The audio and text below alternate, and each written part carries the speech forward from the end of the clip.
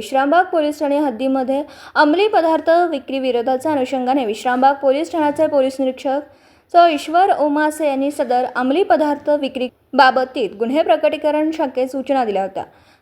सूचनेप्रमाणे गुन्हे प्रकटीकरण शाखेचे अधिकारी कर्मचारी हे पोलीस ठाणा हद्दीत पेट्रोलिंग करीत असताना पोलीस कॉन्स्टेबल आर्यन देशिंगकर यांना गोपनीय बातमीदारामार्फत माहिती मिळाली की राहुल संतोष घाटगे वय वर्ष 23, व्यवसाय मजुरी, राहणार धरमगुत्ती खंडोबा मंदिराजवळ जयसिंगपूर, तालुका शिरोळ, जिल्हा कोल्हापूर। 2. सॅम्युअल प्रकाश कांबळे वय वर्ष 23, व्यवसाय मजुरी, राहणार पाण्याच्या टाकीजवळ धामणी, तालुका मिरज, जिल्हा सांगली हे गांजा विक्री करण्याकरिता येणार आहेत। कोल्हापूर बायपास रोड लगत धामणी येथे येणार आहेत अशी खात्रीशीर बातमी मिळाली।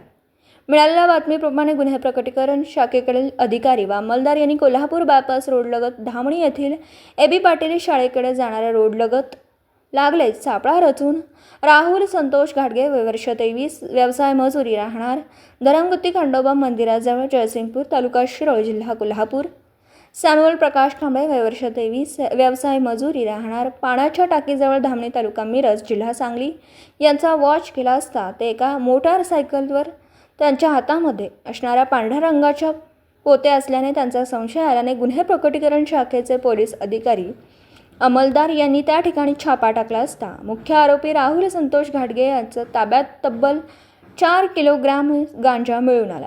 सदर गांजा हा पोलीस निरीक्षक ईश्वर ओमासे यांनी 4 किलोग्राम गांजा व आरोपीसह सविस्तर पंचनामा करून गुंगीकारक औषधी द्रव्य व मनोव्यापारावर परिणाम करणारे पदार्थ अधिनियम कायदा कलम 8(क)(20)(ब) अन्वये ताब्यात घेतला व विश्रामबाग पोलीस ठाणा हद्दीमध्ये अंमली पदार्थ विक्री करणारे यांच्यावर समूळ उच्चाटन करून उल्लेखनीय कामगिरी करून पोलीस ठाणे हद्दीत जबर निर्माण केली।